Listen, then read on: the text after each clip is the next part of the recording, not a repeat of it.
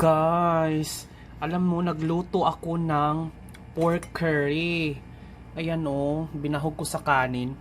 Alam mo, nilagay ko lahat nila, powder, yung curry powder, yung spices na galing sa Morocco, cumin powder, tapos nilagyan ko ng herbs, basil, tapos mga seasoning, tapos yung herb and spices, girl! Diyos ko, grabe ang amoy. Sobrang bango, buong bahay na amoy ng Indian food. Para siyang authentic talaga ang lasa. Last time kasi nagluto ako ng ganito, pero hindi ko na masyadong nakuha kasi kulang-kulang ng mga seasoning, spices, and herbs. Ngayon, kinumpleto ko dahil nga, kumpleto ko na yung mga gamit, yung mga collection ko. So, sobrang sarap talaga, promise. Sabaw pa lang, grabe, ang sarap ng amoy. Yan o, yung mga itim-itim, mga herbs yan na dinurog. Dami kong nilagay dito ng mga spices. Sili, ang anghang, grabe, sarap.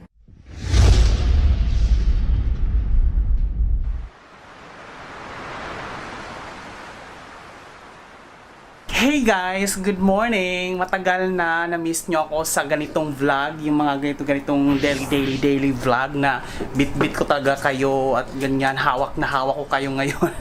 So ngayon, sobrang excited ako ngayon sa vlog na to dahil maglilinis ako ngayon ng aking maliit na pantry.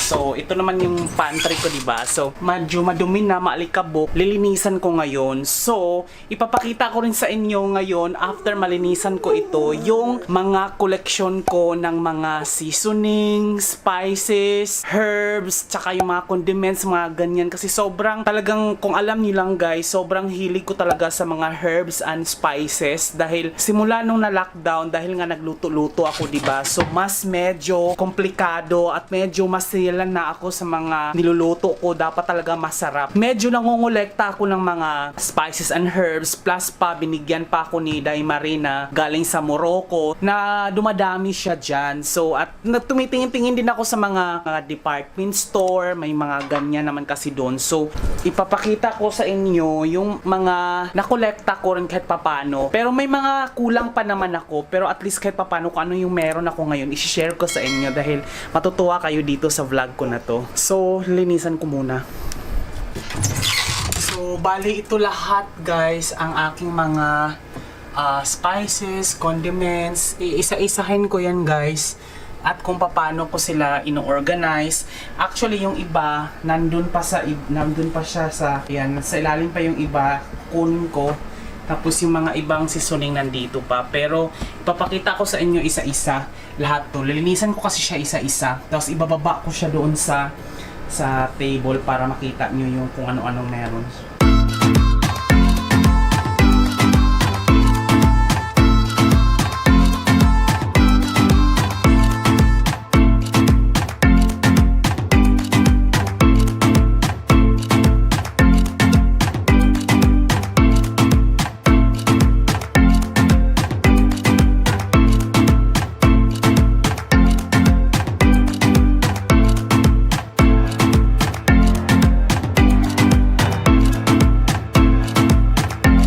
So ito na ngayon guys lahat ng aking mga seasoning, spices, herbs, condiments. Yung iba nasa ref, so ipapakita ko sa inyo mamaya. Pero ito na lahat isa-isahin ko. I-share ko lang sa inyo. Wala lang, gusto ko lang dahil hindi naman to kompleto. Ito lang yung mga primary na ginagamit ko so far sa pagluluto for the meantime. Bala kong magtingin-tingin sa mga mega mall or sa mga department store para kahit papano madagdagan ko siya yung mga allspices, cayenne, mga ganon. So titignan natin kung ano lang yung meron ako dito ngayon. Tapos comment kayo down below guys kung ano pa yung medyo yung wala ako na pwede kong bilhin na maluluto ko rin siya na hindi naman siya ma-store na matagalan. So papakita ko lang siya ngayon. So ito na lahat ngayon guys, ipapakita ko. Isa-isahin ko lang, gusto ko lang naman siyang i-share para at least papano may alam kayo sa mga ginagamit ko pang luto. So simula tayo dito sa pasta ko, yun, ipaki-share ko lang din kahit ano, kasama kasi ito sa pantry ko eh. So, nag-store ako ng mga pasta, spaghetti, ganyan, dahil pwede ko siyang gawin na pasta tuna, yung sardinas, lalagay ko lang dito, or yung mga tuna, or kahit anong mga Spanish sardines na mumurahin, papakuluan ko lang to tapos igigisa yung sardinas at ita-toppings dito. Meron na akong instant na pagkain, mabigat pa sa tiyan. dito makikita nyo na meron akong ketchup. Yan. So, yung ketchup natin ay UFC. Banana ang gusto ko guys kasi matamis. Mahilig ako sa matamis eh. Then ito pa yung galing sa dati na yung nag-hoard ako or nag-panic buying. So, ito ay Lingayen Premium Pada Salted Tiny Ziganid Fish. So, parang ganyan yung itsura niya. Pang timpla lang din naman. Para siyang ginamos sa Bisaya, pero matutulis siya ng konti. Medyo mabaho siya, maalat, pero pag naluto, sobrang bango pang timpla. Then, syempre pa, hindi nawawala yung aking dato puti. Mahilig ako sa toyo, guys, dahil ito yung ginagawa kong sausawan kapag nag-air fry ako ng mga karne or roasted na pork, grilled pork sa air fryer. Yan siya. Soy sauce. At hindi ito mawawala kasi mahilig ako sa adobo talaga. Pork adobo, chicken adobo, ito talaga ang mahilig ako. Dato puti yung kinuin na ginagamit ko. And syempre pa, meron akong oyster sauce na nasa pack, pang refill. So, marami to. Kasi mahilig ako sa oyster sauce, nilalagay sa gulay. So, ayan siya. Mga pang refill to guys.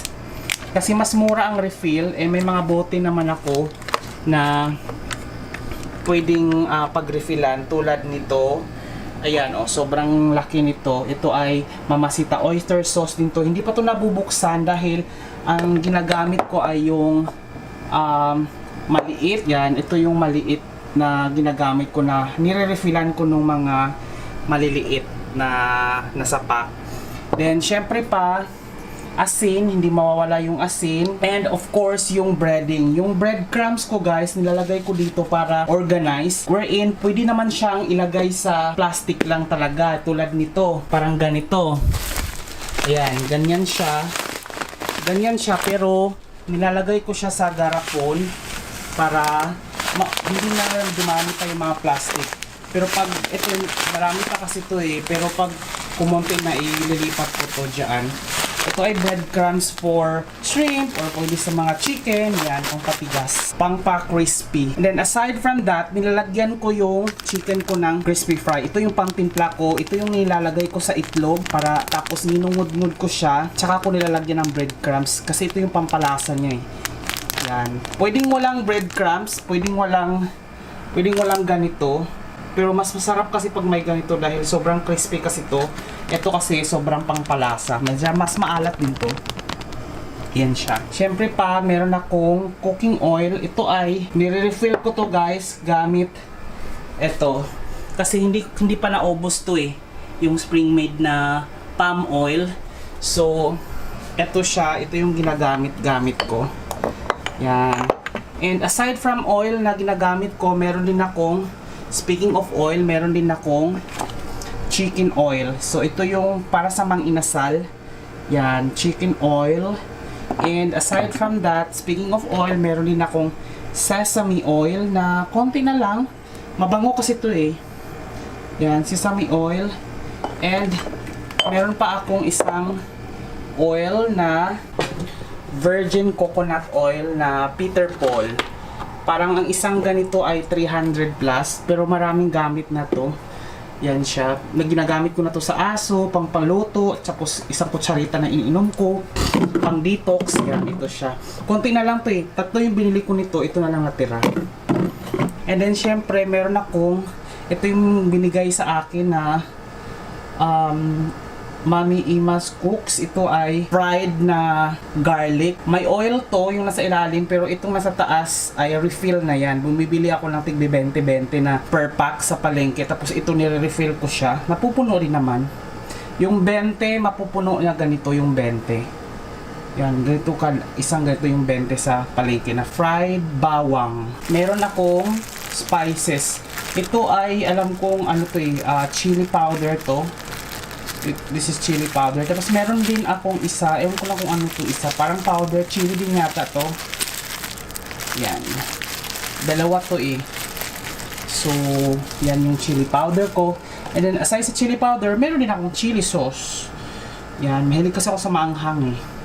And then, syempre pa, bagoong. Hindi mawawala yung bagoong. Pero, baka magluto ako ng sarili kong bagoong alamang guys. Dahil, baka kukulangin to dahil bumili ako ng 2 kilong Indian mango.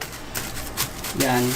Pang merienda ko lang din, pampapak-papak pag nanonood ng Netflix. Ipa-partner, tama-tama to sa bagoong na alamang. And then, syempre pa, meron tayong basil na galing sa Morocco na binigay ni Inday, basil. And then, this one is cumin. Ito ay cheese, cheese, magnolia cheese, yung cheese spread, pero hinugasan ko. Dito ko nilagay yung cumin powder. Yan. Dinikit ko lang yung sticker.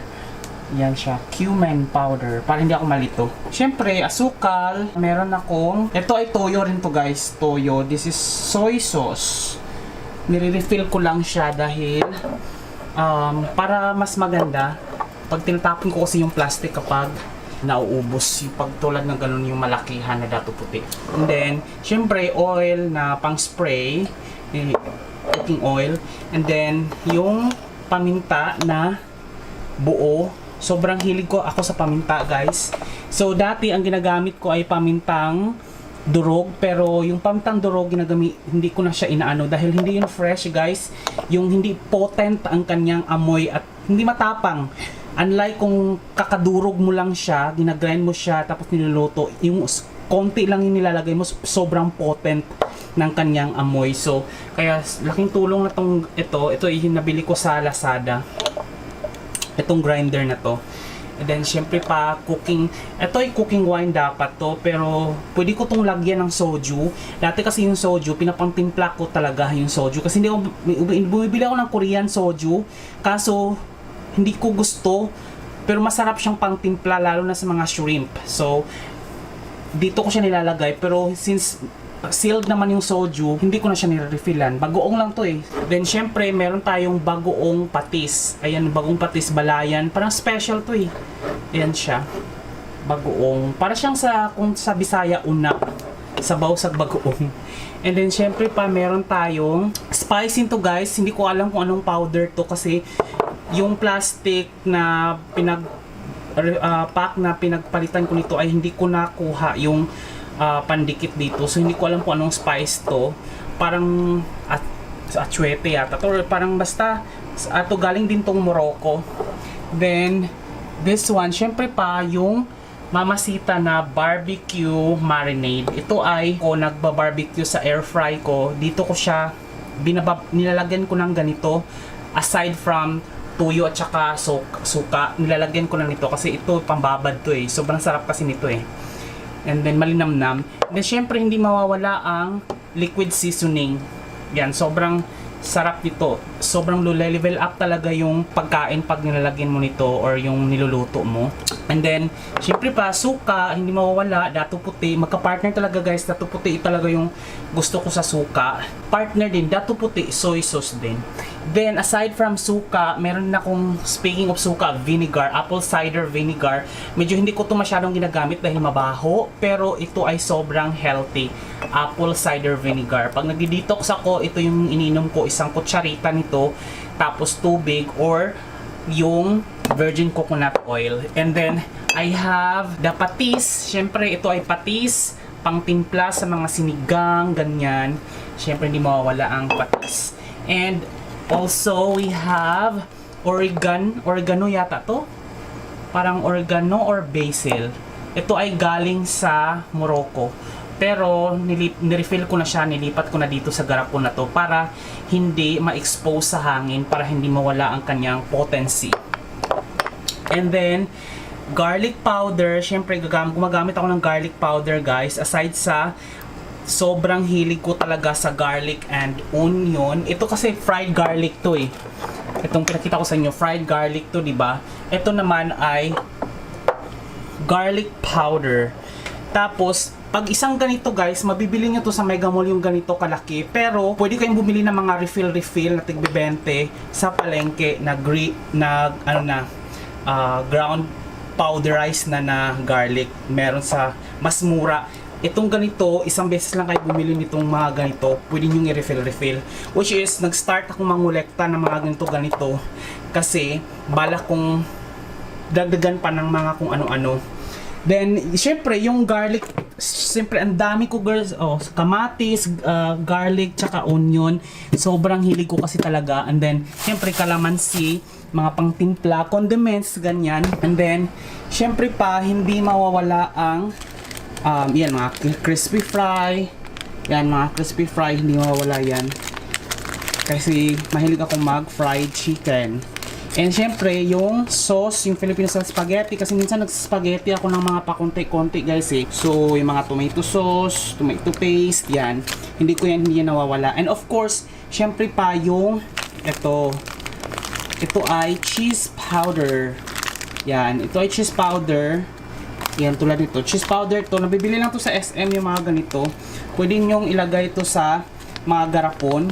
Yan, para hindi sumingaw. Yung mga ganito, yung mga sa cheese, para pwede nyong pag nagluto ng french fries, yan, meron akong powder cheese, and then of course, meron akong barbecue cheese, barbecue flavor, barbecue powder, yan, flavoring siya, barbecue na, tinali ko lang siya dahil wala nga, naubusan ako ng mga garapon na maliliit, pero tulad nito, bumili ako ng cheese para sa aking tinapay, dahil may tinapay ako dun, yan, para pag nagkape ako, nagtitinapay ako, papalamanan ko nito.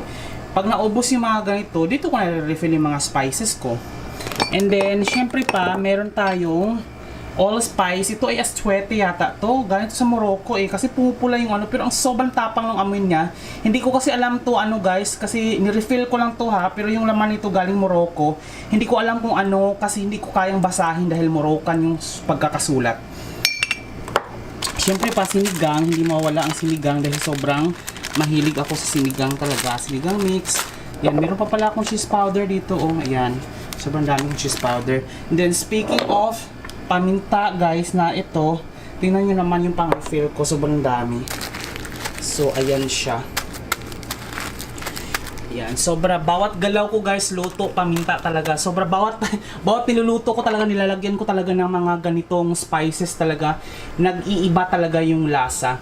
Sobrang level up talaga siya. So, hindi kasi lahat talaga gusto yung mga spices dahil matapang. Tulad nung Inday Marie, hindi ayaw niya ng mga curry powder dahil matapang daw talaga. Pero ako gusto ko yung amoy dahil nga parang natatanggal yung lansa ng mga karne, yung karne nagle-level up, yung lasa, parang nagiging pang restaurant siya, nagiging social.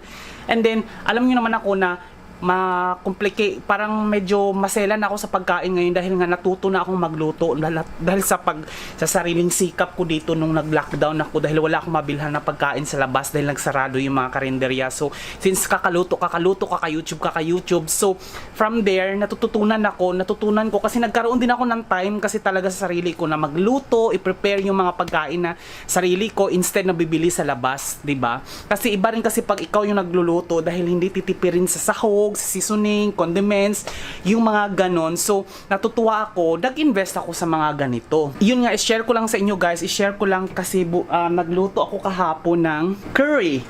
Yung Indian food, yung talagang authentic to guys dahil, well, curry powder lang naman yung ginamit ko, pero hindi naman curry talaga na original talaga sa India, pero nakuha ko yung taste ng pagiging Indian, flavor dahil sa spices.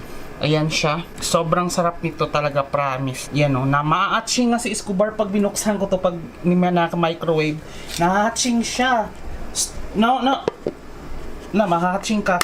Ma-hatching siya dahil sa lakas ng amoy ng mga spices. Yan siya. So, bali, niluluto ko siya isang ganito. Tapos, iniinit ko na lang.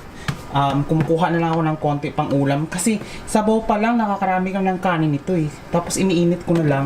So ito tumatagal sa akin to ng 3 or 4 na araw yung ganyan. So there, tingnan mo, ang dami kong mga sibuyas, bawang, tsaka kamatis. Yan. O nga pala guys, meron pa ako dito mga ginisa mix, tsaka mga dahon ng laurel. Yan, meron pa ako dito nakatabi. Hindi mawala yung aking tsaa. Nagtsaa kasi ako. So there guys, yan lahat yung mga herbs, spices, seasoning, condiments na ginagamit ko, and hopefully na-share ko sa inyo kung ano yung mga hilig ko talaga. Ngayon lang din naman ako nahilig, pero kung gusto nyo meron pang ipabili sa akin na magagamit ko sa pagluto moving forward, i-comment nyo na lang down below dahil mas share tayo ng mga kung ano-ano, diba? Yun.